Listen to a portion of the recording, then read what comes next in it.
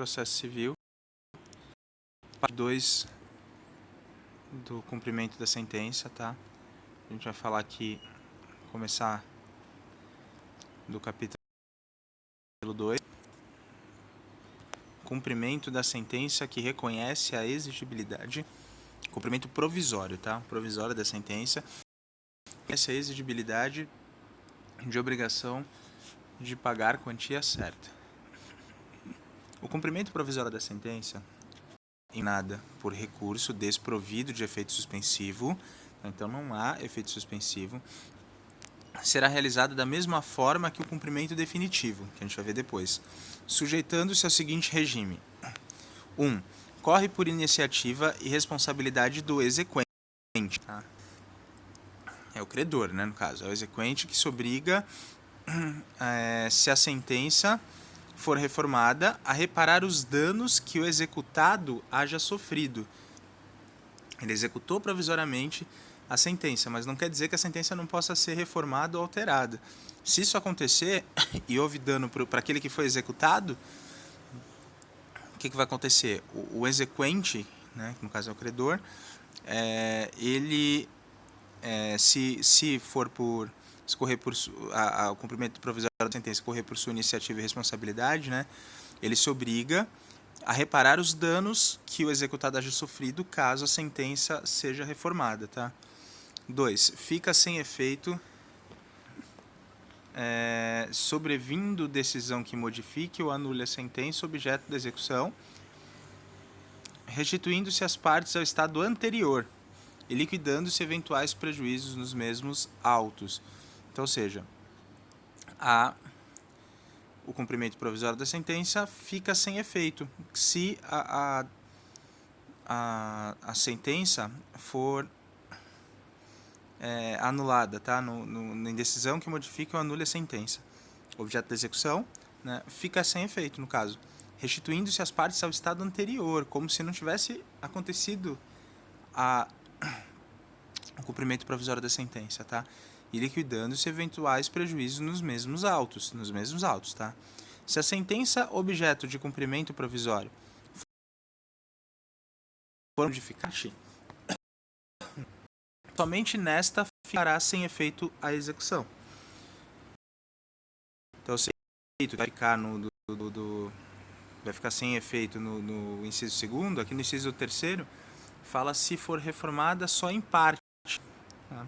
Em parte reformada essa sentença, e só nessa parte que vai ficar sem efeito.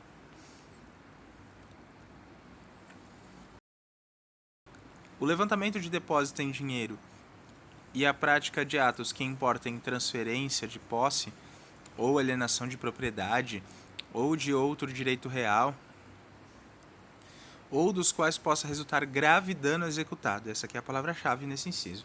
Tá? Que resulta grave dano ao executado. Dependem de caução. Vai precisar de caução. Só que essa caução é caução suficiente e idônea. Tá? Arbitrada de plano pelo juiz. A caução ela tem que ser suficiente, a caução tem que ser idônea. E vai ser arbitrada de plano pelo juiz e prestada nos próprios autos. Tá? Nos próprios autos. Então, nesse caso, se for resultar grave dano, tem que ter caução. Caução suficiente e idônea a ponto de restituir o prejuízo do executado, que a gente viu lá no inciso 1º. Tá? No cumprimento provisório da sentença, o executado poderá apresentar impugnação, se quiser, nos termos do 525. Tá? Então, ele pode impugnar esse cumprimento provisório da sentença. Tá? Ele pode apresentar impugnação nos termos lá do 525. A gente está no 520, o 525 está um pouco mais à frente. Vamos ler então.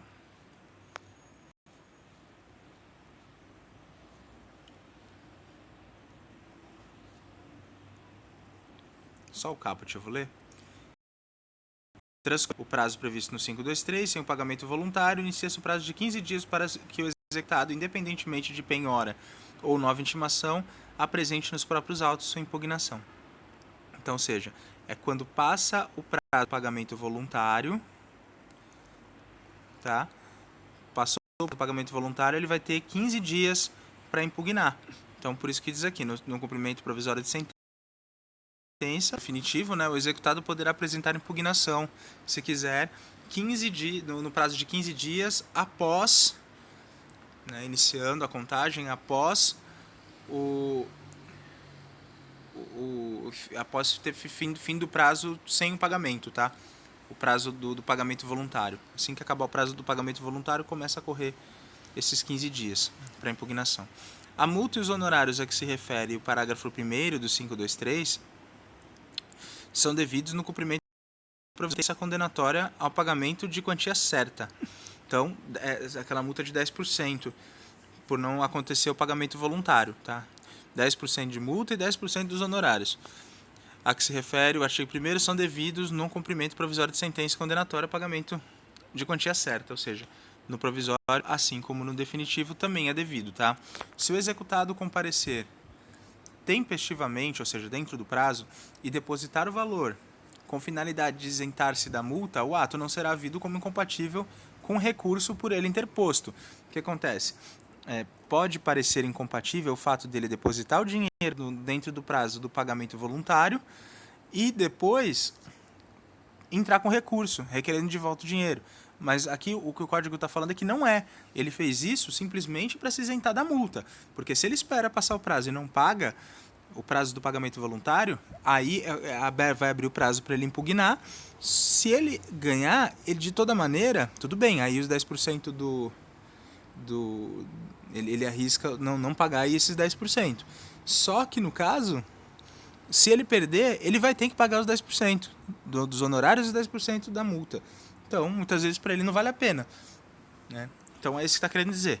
Se o executado comparecer tempestivamente, dentro do prazo, né, depositar o valor com a finalidade de isentar-se da multa, o ato não será havido como incompatível com o recurso por ele interposto. A restituição ao estado anterior a que se refere inciso 2 não implica o desfazimento da transferência de posse ou da alienação de propriedade ou de outro direito real eventualmente já realizada, ressalvado sempre o direito à reparação dos prejuízos causados ao executado, tá? Então, está falando que se houve uma transferência de posse, de alienação de propriedade ou de direito real, não significa que essa ação vai ser anulada. Tá? Só que significa que o direito de reparação dos prejuízos vai ter que acontecer. Ao não cumprimento provisório de sentença que reconheça a obrigação de fazer, de não fazer ou de dar coisa, aplica-se no que couber o disposto neste capítulo.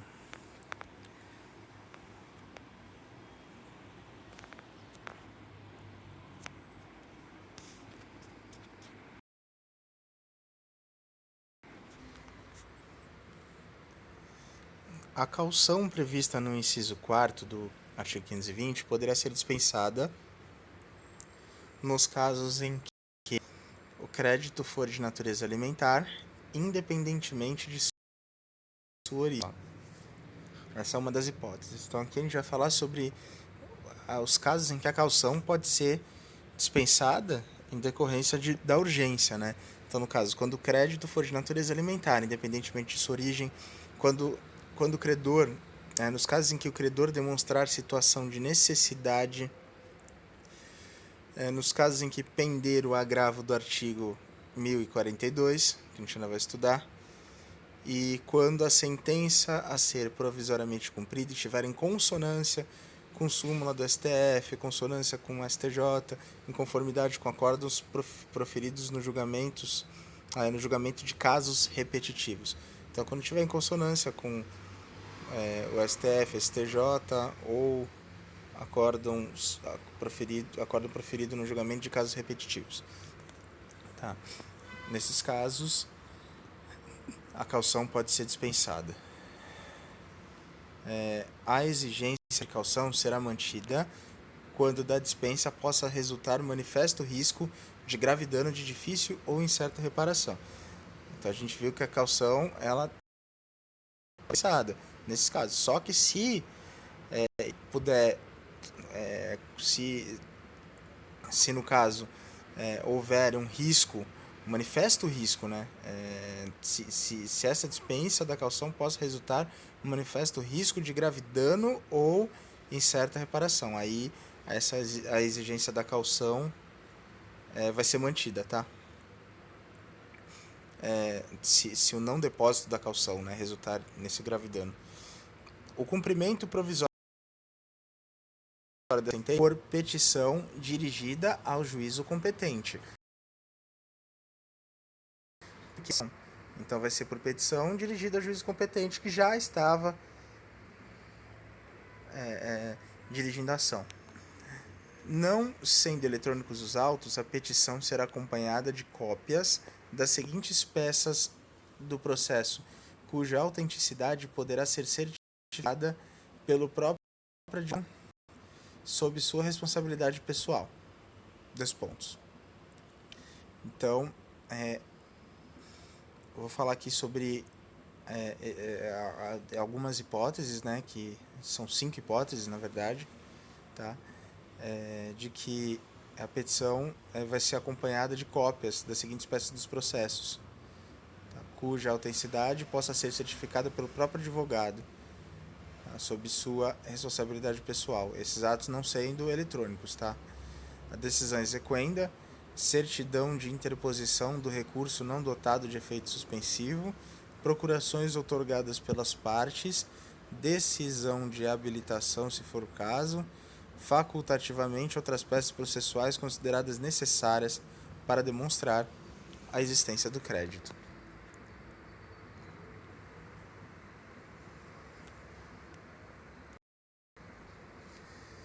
Agora aqui a gente vai falar o cumprimento definitivo da sentença, que reconhece a exigibilidade e a obrigação de pagar a quantia certa. Primeiro a gente falou sobre a provisória, né? Agora a gente vai falar da definitiva. No caso de condenação em quantia certa ou já fixada em liquidação, e no caso de decisão sobre parcela incontroversa, olha só, parcela incontroversa, tá? O cumprimento definitivo da sentença far-se-á a requerimento do exequente, mesma coisa da provisória, né? Requerimento do exequente, sendo executado intimado para pagar o débito no prazo de 15 dias, acrescido de custas, se houver. Não ocorrendo pagamento voluntário no prazo do o débito será acrescido de multa de 10% e também de honorário de advogado de 10%. Efetuado o pagamento parcial no prazo previsto no caput e os honorários previstos no parágrafo 1º incidirão sobre o restante, tá? Ou seja, efetuou pagamento parcial, tá? Aquilo que não foi pago, essa multa de 10% só vai incidir naquilo que ficou faltando, tá? A multa e os honorários. Não efetuado tempestivamente o pagamento voluntário, ou seja, no prazo, né, será expedido desde logo, não efetuou no prazo, então vai ser expedido desde logo mandado de penhora e avaliação, seguindo os atos de expropriação.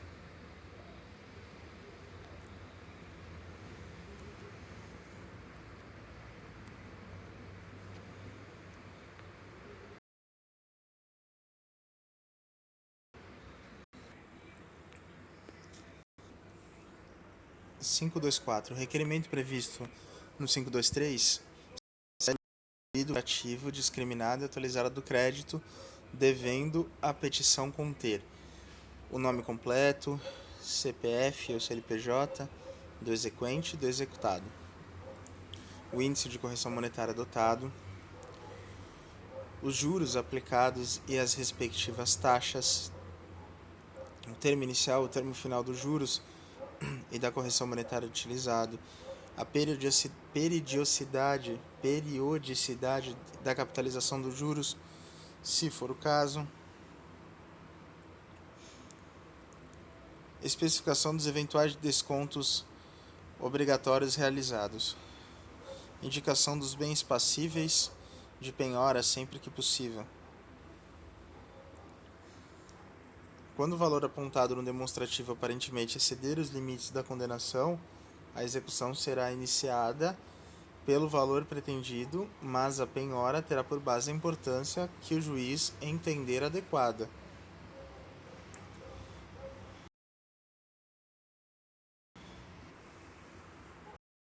Então, esse requerimento do 523,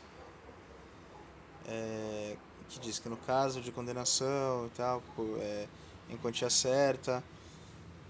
No caso de decisão processual de controvérsia, o cumprimento definitivo da sentença far-se-á requerimento do exequente. Tá? Então, ou seja, esse pedido do pagamento, que está aqui no 524, tá, do exequente, ele tem que discriminar tudo, detalhe por detalhe, os juros, as somas, e etc. Quando o valor apontado no demonstrativo aparentemente exceder o limite de condenação, será iniciada pelo valor pretendido, mas a penhora terá por base a importância que o juiz entender adequada. Para a verificação dos cálculos, o juiz poderá valer-se de contabilista do juízo, que terá o prazo máximo de 30 dias para efetuá-la, exceto se outro lhe for determinado. Aqui é a verificação dos cálculos, tá? O juiz pode usar um contabilista do juízo. Vai ter o prazo de 30 dias para efetuar. Quando a elaboração do demonstrativo de dados em poderes ou do executado, o juiz poderá requisitá-los sob comissão do crime de desobediência.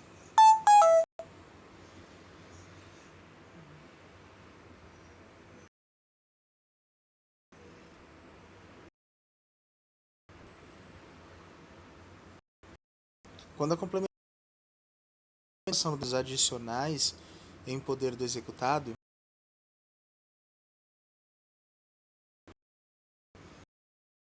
fixando prazo de até 30 dias para o cumprimento da diligência. Então, aqui nesse caso, vai depender de dados adicionais, tá? Que está em poder do executado. Aí ele diz, lógico, requerimento do exequente, vai requisitar, tá? E vai fixar os prazos de 30 dias para o cumprimento dessa diligência. Se os dados adicionais a que se refere o parágrafo 4º não forem apresentados pelo executado, né, que está no poder do executado, sem justificativa no prazo designado, que são os 30 dias, reputar-se-ão corretos os cálculos apresentados pelo exequente apenas com base nos dados de que dispõe. Tá? Então, transcorrido o prazo previsto no artigo 523 sem um pagamento voluntário, que são os 15 dias, inicia-se o prazo de 15 dias para o executado, independentemente de penhora ou nova intimação, apresente nos próprios autos sua impugnação. Tá? Na impugnação, o executado poderá alegar. O que ele pode alegar? Pode alegar falta ou nulidade da citação, se na fase de conhecimento o processo correu a revelia. Ele pode alegar ilegitimidade de parte, ele pode alegar inexequibilidade do título ou inexigibilidade da obrigação, ele pode alegar penhora incorreta ou avaliação errônea, pode alegar excesso de execução ou acumulação indevida de execuções, ele pode alegar incompetência absoluta ou relativa do juízo da execução, ele pode alegar qualquer causa modificativa ou extintiva da obrigação, como pagamento, novação, compensação, transação ou prescrição, desde que supervenientes à sentença. Ele já pagou, por exemplo, né? Superveniente à sentença, ocorreu depois da sentença, um fato novo. Tá? Uma causa modificativa ou extintiva da obrigação, uma causa nova. A alegação de impedimento ou suspeição observará o disposto nos artigos 146 e 148. Fica-se a impugnação disposto no artigo 229. Quando o executado alegar que o exequente, em excesso de execução, pleiteia a quantidade superior à resultante da sentença, o juiz fixa um valor e, no caso, o exequente está pedindo mais na execução. Então, cumprir-lhe-á a declarar de imediato o valor que entende correto o executado, apresentando um demonstrativo discriminado e atualizado de seu cálculo. Na hipótese do parágrafo 4º, não apontado o valor correto ou não apresentado o demonstrativo, a impugnação será liminarmente rejeitada, se o excesso de execução for o seu único fundamento, ou se houver outro, a impugnação será processada, mas o juiz não examinará a alegação de excesso de execução. Não basta dizer que houve excesso de execução, que o valor está maior. Tem que provar. Se não provar, o juiz não vai nem examinar. É isso que está falando. A apresentação de impugnação não impede a prática dos atos executivos, inclusive o de expropriação, podendo o juiz, a requerimento do executado, tido juízo com penhora, calção ou depósito suficientes, atribuir-lhe efeito suspensivo se seus fundamentos forem relevantes e se o prosseguimento da execução é manifestamente suscetível de causar ao executado grave dano de difícil ou incerta reparação. Então, é aquele mesmo caso do grave dano de difícil ou incerta reparação.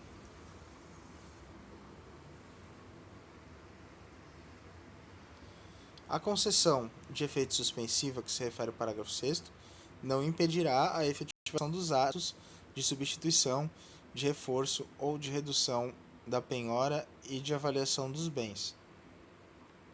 Quando efeito suspensivo atribuído à impugnação disser respeito apenas à parte do objeto de execução, esse prosseguirá quanto à parte restante, igual na provisória, né?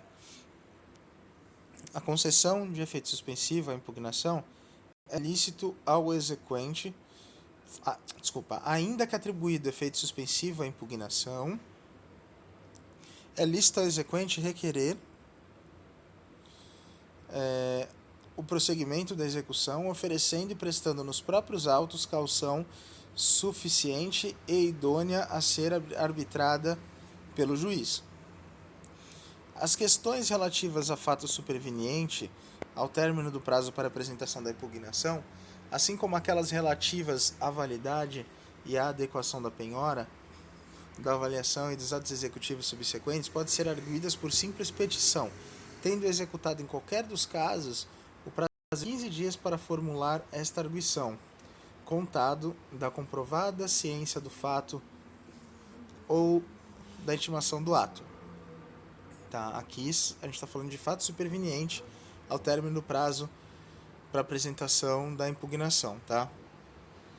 E também aquelas relativas à validade e à adequação da penhora, da avaliação e dos atos executivos subsequentes, tá? Podem ser arguidas por uma simples petição, tendo executado em qualquer dos casos o prazo de 15 dias para formular esta arguição, contado da comprovada ciência do fato ou da intimação do ato.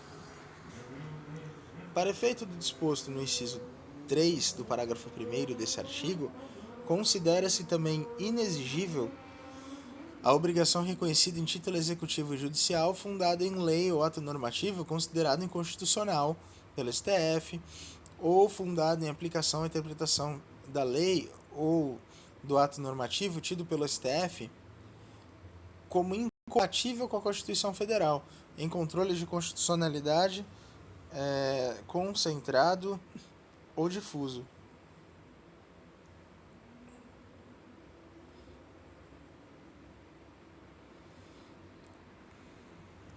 Nos casos do parágrafo 10º, decisão do STF, poderados no tempo, em atenção à segurança jurídica.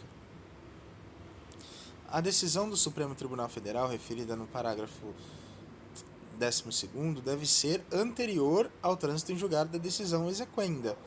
Significa que os efeitos da decisão do STF podem ser modulados no tempo, durante a ação. Porém, não pode ter transitado em julgado ainda, tá? Se a decisão, transitado em julgado, a decisão exequenda, não um processo de conhecimento. Se a decisão referida no parágrafo 12º for proferida após o trânsito em julgado da decisão exequenda, caberá aí ação rescisória, tá? Aí pode acontecer, mas através da ação rescisória, cujo prazo será contado no trânsito em julgado da decisão proferida pelo Supremo Tribunal Federal. É lícito ao réu, antes de ser intimado para o cumprimento da sentença, comparecer em juízo e oferecer em pagamento o valor que entender devido, apresentando memória discriminada do cálculo. Então, o próprio réu, antes mesmo de ser intimado por cumprimento da sentença, ele mesmo pode comparecer em juízo e oferecer o pagamento do valor que ele mesmo achar que deve, tá?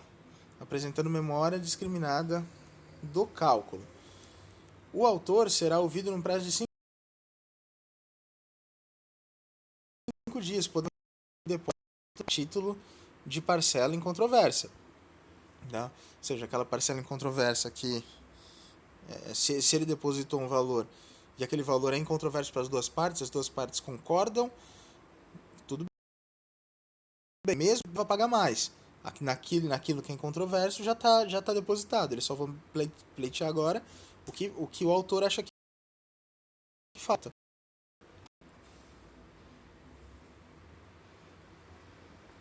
Concluindo o juiz pela insuficiência do depósito, sobre a diferença incidirão multa de 10%, olha só, e honorários advocatícios, também fixados em 10%, seguindo-se a execução com a penhora e atos subsequentes. Então, se o juiz entendeu que falta ainda, vai recair multa de 10% e honorários advocatícios. Satisfeita a obrigação e extinguirá o processo. O autor que vai decidir, né, a princípio, né? Se tá bom para ele. Se não tiver, se tiver, ele extingue o processo, senão ele julga. As disposições desse capítulo ao cumprimento provisório da sentença no que couber.